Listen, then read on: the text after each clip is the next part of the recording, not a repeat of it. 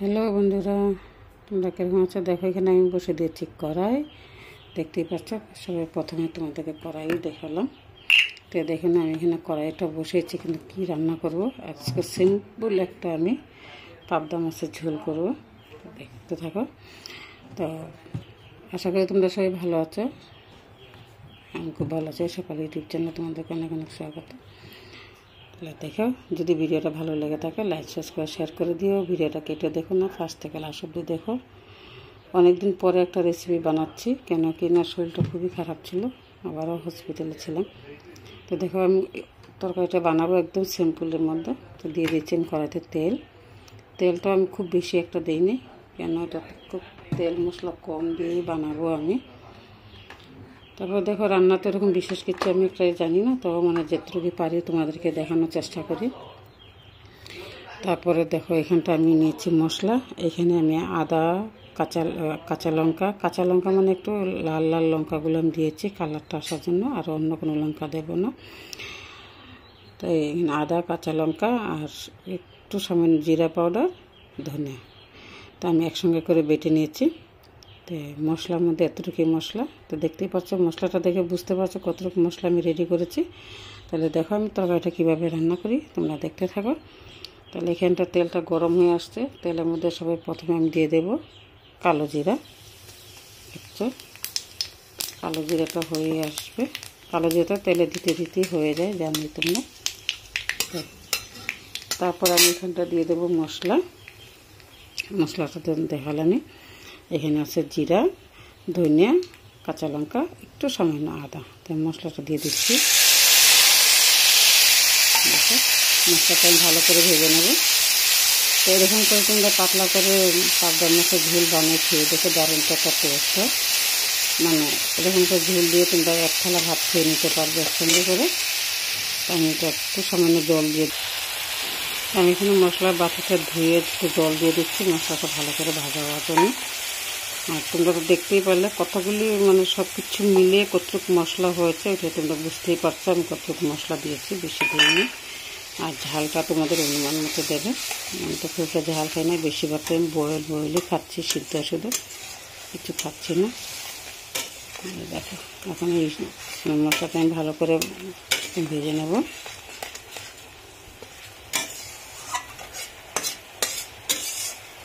কী হয়েছে জানি না বন্ধু, শরীরটা আজকাল ভালোই থাকে না, দুদিন পর পরে এটা সেটা হয়েই থাকে। এই জন্য কোনো ভিডিও বানানো হচ্ছে না, বিশেষ করে না যে ব্লগ বানানো হচ্ছে না, কোনো রেসিপি ভিডিও কোনো কিছু বানানো হচ্ছে না। শরীরটা খুবই খারাপ যাচ্ছে।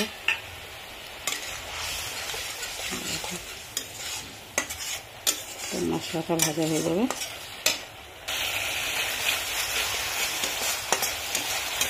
দেখো, জলটা শুকিয়ে আসছে, এখানে তেলটা ভেসে উঠছে, দেখতে পাচ্ছ তোমরা। আরও একটু ভেজে নেব। মশলাটা ভালো করে একটু মানে কষানো না হলে তরকারিটা কিন্তু খেতেও ভালো হয় না। মশলা যত কষানো হবে যত নাকি রান্না ভালো হয়। আমি এইভাবে মশলাটা কষিয়ে রান্না করে নিচ্ছি, তো তোমরা দেখতে থাকো। ভালোভাবে একটু ভিডিওটা কেটে দেখে না, ফার্স্ট থেকে লাস্ট অবধি দেখো, নাহলে বুঝবে না। যাদের নাকি এরকম গ্যাসের প্রবলেম থাকে, যেরকম আমারই আছে, আমি কী বলবো, কিছু গ্যাসের প্রবলেম, তেল মশলাটা খেতে পারো না, খুব কম দিয়ে খাও, এরকম করে এখন রান্না করে খেয়ে দেখবে, দারুণটা টেস্ট লাগে। এটা যদি এরকম করে রান্না করে নাও, তো তোমাদের অন্য কিছু লাগবেই না, এটি দিয়েই পুরো চেটে খেয়ে নেবে। মশলাটা আমার ভাজা হয়ে গেছে, পুরো তেল ছেড়ে দিয়েছে, দেখতে পাচ্ছ তোমরা। দেখো, হ্যাঁ, তখন আমি এখানটা দিয়ে দিচ্ছি জল। আমি গরম জল ইউজ করছি, যত করে তোমরা রান্নাতে গরম জলটাই ইউজ করবে। ক্যামেরাটা এদিক এদিক হয়ে যায়, কেন মোবাইল ধরার মতন কেউ নেই, নিজে এক হাতে ধরে করছি, তো এই জন্য এরকম হচ্ছে, দেখতে পাচ্ছি।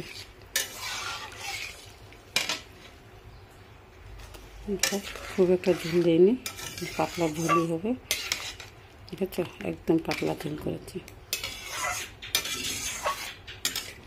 ভাবছো তো কী রান্না করছে, কোনো কিছু নেই, মশলা নেই, এমনি তেমনি, কিন্তু তোমরা এরকম করে রান্না করে খেয়ে দেখবে, দারুণ তো টেস্ট লাগে। তাই আমি এখানটা দিয়ে দিচ্ছি পাবদা মাছগুলো, আমি আগের থেকে কেটে ধুয়ে ভেজে রেখেছিলাম, দিয়ে দিচ্ছি এটা তোমাদেরকে দেখানো হয়নি, দেখতেই পাচ্ছ। তো পুরো ফুটে গেছে, এখানে আরেকটু ফুটলে ব্যাস হয়ে যাবে। আমি কী বলবো, গ্যাসের প্রবলেমের জন্য কিছু খেতে পারি না, বেশিরভাগ বয়েল টয়েলই খাই। আচ্ছা ছেলেও আছে, তো আর এত বয়েল টয়েল খেতে পারবে না বারবার, এই জন্য আমি ভাবছি একটু রান্না করেই নিই পাতলা করে। তো খুব কম মশলা দিয়ে আমি এটা রান্না করেছি, তোমরা এরকম করে রান্না করে খেয়ে দেখবে, দারুণ তো টেস্ট একটা রেসিপি। আর গ্যাসেরও খুব প্রবলেম কম হবে, এত প্রবলেম হয় না। আমি তো গোলবার্ডের অপারেশন করার পর থেকে খুব গ্যাস হয়, মানে গ্যাসটা এতই বেশি হয়, মানে কি করব, কিছু খেয়ে সহ্য করতে পারি না। তো এই জন্য যত পারি তেল মশলা কম দিয়ে রান্না করি। তো দেখতো একটু ফুটে নাও, রান্নাটা প্রায় হয়েই আসছে আমার, দেখতেই পাচ্ছ তোমরা, দেখতে পাচ্ছ বন্ধুরা কালারটা কি সুন্দর এসে গেছে না? দেখো রান্নাটা হয়ে আসছে। তো এখন আমি দিয়ে দিচ্ছি, লবণটা দেওয়া হয়নি, লবণটা আমি লাস্টে দেবো, ঝুলটা কতটুকু এটা অনুমান করে।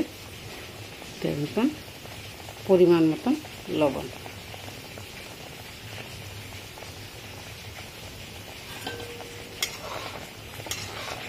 লবণটা খুব বেশি লাগবে না, কেন ঝাল টাল দিইনি, ঝালটাও তোমাদের অনুমান করে বুঝে দেবে। আমি একদমই ঝাল দিইনি, কেন ঝাল খেতেই পারি না, ঝাল খেলে পুরো গলা জ্বলে, এই জন্য ঝালটা খুব কম দিয়ে।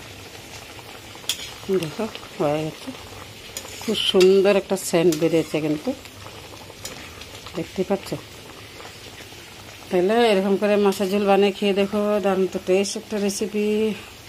তেল মশলা নেই, তোমরা তো ভাবছো হলুদ দেওয়াটা দেখাইনি, বলিও নেই, কিন্তু হলুদটা আমি মশলার সাথে মিক্স করে একসঙ্গে মিলিয়ে দিয়েছিলাম।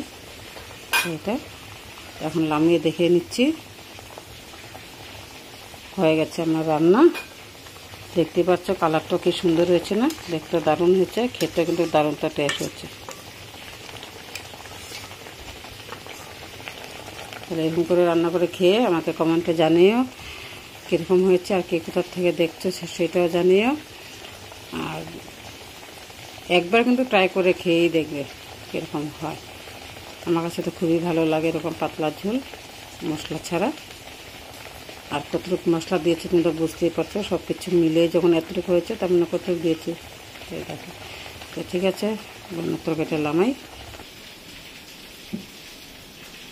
ওকে ঢেলে নিয়েছি, কেন মোবাইল ধরার নেই, তো এই জন্য এক হাতে মোবাইল ধরে ধরে করছি, এই জন্য ঢালার সময় দেখাতে পারিনি। দেখতে পাচ্ছ খুব সুন্দর হয়েছে না?